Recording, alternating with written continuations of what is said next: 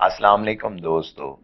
आज हम mission impossible novel का दूसरा हिस्सा पेश करने जा रहे हैं। ये हिस्सा इमरान सीरीज के नावल मिशन इम्पॉसिबल से लिया गया है, जिसको तहरीर किया है सैयद अली हसन गिलानी ने और पब्लिश किया है X2 पब्लिकेशंस मुल्तान में। इंटरकॉम की घंटी बजी तो इसराइली सेक्रेट सर्विस के चीफ कर्नल डारस ने फोन उठा लिया। यस सर, कैप्टन लेज़ा आई हैं और आपसे मिलना चाहती हैं। कर्नल डारस को अपनी सेक्रेटरी की आवाज सुनाई दी। ठीक है, उसे भेज दो। कर्नल डारस ने मुस्कुराते हुए कहा, जैसे कैप्टन लेज़ा की आमद का सुनकर उसे खुशी हुई हो। कुछ देर बाद दरवाजे पर दस्तक हुई। यस, कम इन। कर्नल डारस ने अपनी मखसूस खुश्क लहजे में कहा तो दरवाजा खुल गया और एक दराज कद की बेपनाह हसीन और सुनहरे बालों वाली नौजवान लड़की अंदर दाखिल हुई, जिसने फौजी का लिबास पहना हुआ था। आओ लेज़ा, क्या हाल है? मैं तुम्हारा ही वेट कर रहा था। कर्नल डारस ने उसे देखकर मुस्कुराते हुए कहा और खड़े होते हुए कहा और उसे वेलकम करने के लिए भरपूर तरीके से हाथ मिलाया तो कैप्टन लेज़ा के हसीन चेहरे पर मुस्कुराहट उभर आई। कर्नल, आखिर मुझ में ऐसी क्या चीज है जो तुम मुझे इतनी अहमियत देते हो? हालांकि तुम कर्नल हो और मैं ठहरी एक कैप्टन और तुम्हारी मातहत। कैप्टन लेज़ा ने कर्नल ड्रास से हाथ मिलाने के बाद शौक लहजे में कहा और कर्नल ड्रास से पूछे बगैर ही कुर्सी पर बैठ गई। तो कर्नल ड्रास भी अपनी मखसूस कुर्सी पर बैठ गया। बस क्या करूं, तुमसे दोस्ती करने को दिल करता है। ना जाने तुम कितनी बड़ी जादूगरनी हो। तुम्हारे मलकूती चेहरे को देखकर मैं खो सा जाता हूं और मेरा सारा रोब और दबदबा भूल जाता हूं। कर्नल ड्रास ने मुस्कुराते हुए कहा तो कैप्टन लेज़ा खिलखिलाकर हंस पड़ी।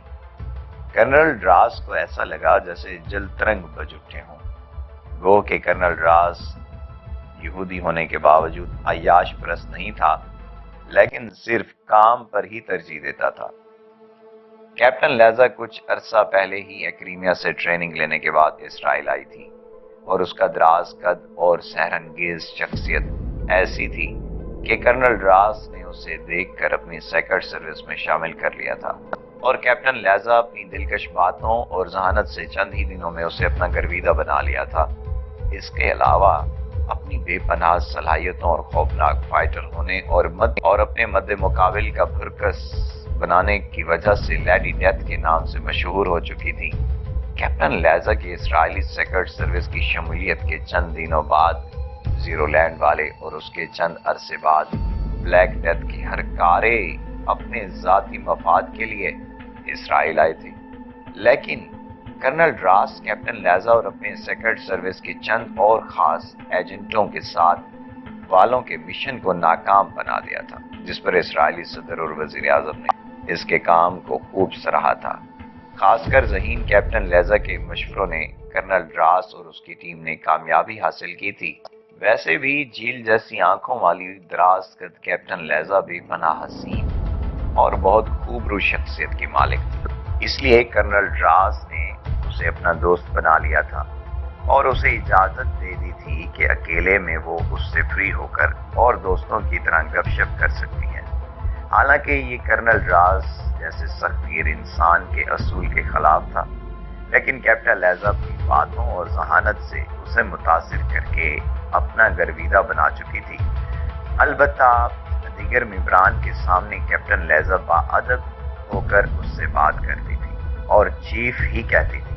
कर्नल ड्रास ने संजीदा होते हुए कहा, लीजा, तुम्हें मालूम तो हो चुका होगा कि मैंने तुम्हें किस सिलसिले में बुलाया है। हाँ कर्नल, मुझे मालूम है कि गोल्डन पावर के सिलसिले में तुमने मुझे बुलाया है और तुम्हें परेशानी है कि गोल्डन पावर जिन मौत के जजारे में पाए गए हैं उसकी मालूमात जीरोलैंड और ब्लैक डेथ जैसी दुनिया की आलमी चोर और दहशत पसंद तंजीमों को भी मिल चुकी है। और अगर हम अलास्का से आगे बर्फानी जजीरों मैक्रान टैक्रान जिनका नाम दिया गया है, वहाँ हमारा इन खतरनाक तंजीमों के हरकारों से हो सकता है। इस बात को चंद दिन गुजर चुके हैं, लेकिन मैं अभी तक कोई हतमी ग्रुप फाइनल नहीं कर सका कि वहाँ किसको ले जाऊं। वो कि मैंने इसराइली प्रेसिडेंट को इन्फॉर्म कर दिया है کہ وہاں میرے ایجنٹ مجھے کسی خاص کام کے سلسلے میں بلا رہے ہیں اور انہوں نے مجھے اجازت دے دی ہے کہ میں اپنے مخصوص گروپ کے ساتھ ایکریمیا کی ریاست الاسکا جا سکتا ہوں۔ کیا تم نے اسرائیلی پریزیڈنٹ یا پرائم منسٹر صاحبان کو بتا دیا ہے کہ تم وہاں گولڈن پاور کے لیے جانا چاہتے ہو؟ نہیں لیزا، ابھی میں نے اس بارے میں ان حضرات کو انفارم نہیں کیا، اور اسی سلسلے میں میں نے تمہیں بلوایا ہے۔ وہ کہ تم ایکریمیا میں گئی ہوئی تھی، لیکن شکر ہے میرے کہنے پر اسرائیل آ گئی ہو۔ اب مجھے مشورہ دو کہ اب اس بارے میں کیا کیا جائے۔ کرنل، تم نے مجھ پر ٹرسٹ کر کے اچھا کیا اور مجھ سے مشورہ لیتے ہو، لیکن میں بھی تمہیں کوئی غلط مشورہ نہیں دوں گی۔ تو تمہارے خیال میں مجھے پریزیڈنٹ صاحب کو اس اصل بات سے انفارم کر دینا چاہیے کہ میرے ایک ایجنٹ کا الاسکا کے گرد چند جزائر پر گولڈن پاور کے آثار ملے ہیں اور میں اس سلسلے میں وہاں جانا چاہتا ہوں؟ نہیں کرنل، میں تمہیں اس کا مشورہ ہرگز نہیں دے سکتی۔ مگر کیوں؟ اس کی وضاحت بھی اب کر دو۔ کرنل راس نے ہنکارا بھر کر کہا۔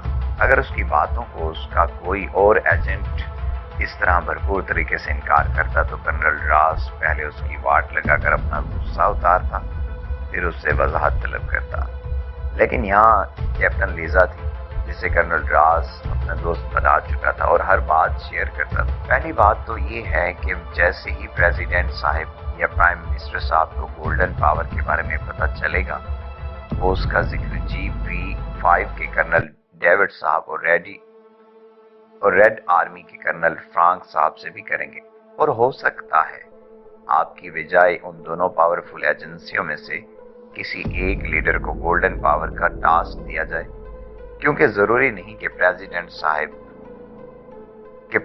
صاحب تمہاری ایجنسی کو روانہ کرے۔ دوسری سب سے اہم بات یہ ہے کہ اگر ہمیں روانہ کر بھی دیں تو تم نے اسپیشل فون پر مجھے خود بتا دیا تھا کہ تمہارے ایجنٹ نے جزائر کے میپ، روڈ اور لوکیشن بتائی تھی، ہم وہاں پہنچ سکیں، اور اگر ہم پہنچ بھی جائیں تو وہ دونوں جزیروں پر زیرو لینڈ اور بلیک ڈیتھ کے خطرناک ہرکاروں سے بھی ہو سکتا ہے۔ اگر ان کو بھی شکست دے دیں تو ضروری نہیں کہ ہم گولڈن پاور حاصل کر سکیں، کیونکہ اس کے صرف ثبوت ہی ملے ہیں، واضح طور پر نہیں دیکھا گیا، اور ناکامی کی صورت میں پریزیڈنٹ اور پرائم منسٹر صاحب کے آگے شرمندگی اٹھانی پڑے گی، اور کرنل ڈیوڈ اور کرنل فرانک جو تمہاری رینک کے افسران ہیں، وہ دونوں ان کی ایجنسیاں تم پر ہنسیں گی، کیونکہ میرے خیال میں یہ کوئی آسان نہیں ہوگا۔ ویلڈن لیزا، یہ واقعی اچھا ہو گیا کہ میں نے تم سے مشورہ کر لیا ہے، ورنہ چند دن پہلے جیسے ہی میرے ایجنٹ نے مجھے ان موت کے جزائر کی معلومات دی تھی، اگر میں خوشی اور جذبات میں اس کا ذکر پریزیڈنٹ یا پرائم منسٹر صاحب کے سامنے کر دیتا تو تم نے جو وضاحت کی ہے، یہی پریشانیاں آگے آ سکتی تھی۔ تمہارا شکریہ کرنل کہ تم مجھ پر ٹرسٹ کرتے اور مجھ سے مشورہ لیتے۔ مجھے تمہاری دوستی پر فخر ہے، کیونکہ تمہاری پرسنالٹی بھی کسی طور پر کم نہیں ہے۔ بے شک تم بہت کرخت اور گرم مزاج افسر ہو، لیکن ذہین اور بہت خوبرو شخصیت کے مالک ضرور ہو۔ اسی دوران ایک بار پھر انٹرکام بج اٹھا تو کرنل راس نے ریسیور اٹھا لیا۔ Yes sir, major Harry, major Blaster, captain Naik اور کیپٹن بریم آئے ہیں۔ ان کے بارے میں کیا حکم ہے؟ ٹھیک ہے، ان چاروں کو بھیج دو، کرنل راس نے کرخت لہجے میں کہا اور انٹرکام ریسیور رکھ دیا۔ چند لمحوں بعد دروازہ کھلا اور major Blaster, major Harry, captain Naik اور کیپٹن بریم نے اندر داخل ہو کر کرنل راس کے سامنے سیلیوٹ مارا تو کرنل راس نے سر ہلا دیا۔ کیپٹن لیزا کھڑی ہو گئی اور ادب سے میجر ہیری اور میجر بلاسٹر کو سیلیوٹ کیا، کیونکہ رینک میں یہ دونوں اس سے بڑے عہدے پر تھے۔ البتہ کیپٹن نائک اور کیپٹن بریم سے ہاتھ ملائے اور پھر سب ادب سے کرسیوں پر بیٹھ گئے۔ چیف، آپ ہمیں بریف کریں کہ گولڈن پاور کے سلسلے میں میکران اور ڈیکران جزائر پر کس طرح جایا جائے اور وہاں کیا پلاننگ کی جائے۔ کیپٹن لیزا نے مؤدبانہ لہجے میں کہا، کیونکہ اس وقت ٹیم کے خاص ممبران موجود تھے، اس لیے فری ہونے کی بجائے احترام سے کہنا پڑا۔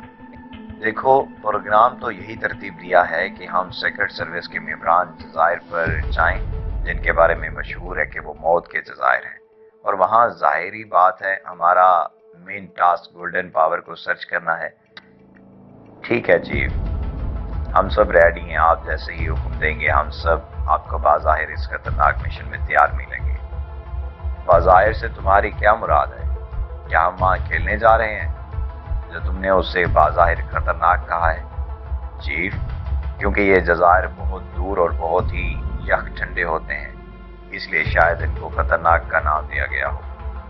سوری سر، میں آپ کی بات کی نفی کرتی ہوں، کیونکہ چیف کے ایجنٹ نے جو ان جزائر میں گیا تھا وہاں بتایا تھا کہ وہاں جانے والے تمام افراد وہاں موت کے جزائر پر موت کا شکار ہو گئے تھے، اور صرف بحری جہاز کا کپتان مائیکل اور حیرت انگیز طور پر زیرو لینڈ اور بلیک ڈیتھ کے ایجنٹ ہی ہمارے اور اہم ڈسکس کرنے کے بعد وہ بھی چل بسا تھا، معقول اس کے کہ کوئی بھی چند دن سے زیادہ زندہ نہیں بچے گا، اور ہوا بھی ایسا ہی تھا۔ اس لیے ہمیں اس مشن کو کسی بھی طور پر آسان نہیں لینا ہوگا۔ کیپٹن لیزا نے ادب سے میجر بلاسٹر کی طرف دیکھ کر کہا۔ کیپٹن لیزا، میں تمہاری بات سے اتفاق کرتا ہوں، اور واقعی ہمیں اس مشن کو بہت ہی سنجیدہ لینا ہوگا، ورنہ ہم خود موت سے دوچار ہو سکتے ہیں، کیپٹن ہیری نے نرم لہجے میں کہا۔ وہ کہ کیپٹن لیزا رینک پین سے چھوٹی تھی اور ان دونوں میجرز کا احترام کر رہی تھی، لیکن یہ چاروں جانتے تھے کہ ان کا چیف کرنل راس اکیلے میں حسین کیپٹن لیزا سے کھل کر دوستوں کی طرح گپ شپ کرتا ہے اور اس پر ٹرسٹ بھی کرتا ہے۔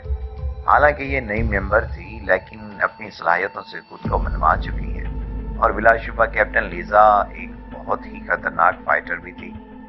چیف، کیپٹن لیزا ویسے بھی کافی عرصے ایکریمیا رہ آئی ہے اور الاسکا بھی جا چکی ہے، اس لیے اسے ہم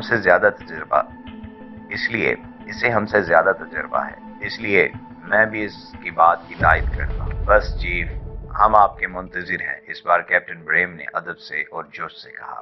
کیپٹن نائک نے بھی جذباتی لہجے میں کہا، جی چیف، گریٹ اسرائیل کے مفاد کے لیے ہم ہر خطرے میں کودنے کے لیے تیار ہیں۔ گڈ، یہ ہوئی نا بات۔ چونکہ تم سب میری سیکرٹ سروس کے ہم افسران ہو، اس لیے آپ سب میں سے کسی ایک کو یہاں رہنا پڑے گا۔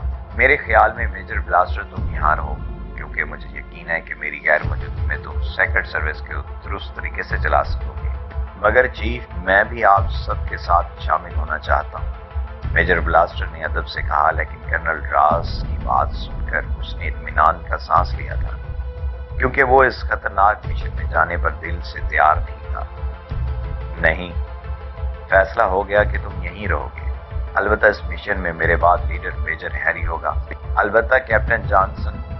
میجر ہیری، نہیں، فیصلہ ہو گیا تم یہیں رہو گے، البتہ اس مشن میں میرے بعد لیڈر میجر ہیری ہوگا، البتہ کیپٹن جانسن کو بھی اس مشن میں شامل کیا جائے گا، کیونکہ وہ بھی میری ٹیم کا اہم رکن ہے۔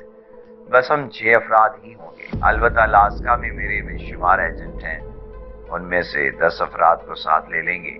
کرنل راس نے اپنا حکم دیا تو سب نے ادب سے سر ہلا دیے۔ چیف، ہم تیار ہیں۔ ٹھیک ہے، آپ لوگ ریڈی رہیں، چونکہ ہماری یہ بہت خطرناک مہم ہے، اس لیے ذہنی اور جسمانی طور پر مکمل طور پر تیار ہو کر کسی بھی لمحے ہم اپنی اس خطرناک مہم پر روانہ ہو سکتے ہیں، کرنل راس نے کہا، اور میٹنگ برخاست کر دی تو سب نے جوش میں اسے سلیوٹ کیا اور اس کے آفس سے نکل گئے، جن میں کیپٹن لیزا بھی شامل تھی۔ ان سب کے جانے کے بعد کرنل راس ایک بار پھر فائلوں میں گم ہو گیا، تو اس کے اسپیشل سیل فون پر نمبر آنے لگا تو اسکرین پر نمبر دیکھ کر کرنل راس چونک گیا، کیونکہ اس کے پاکیشیا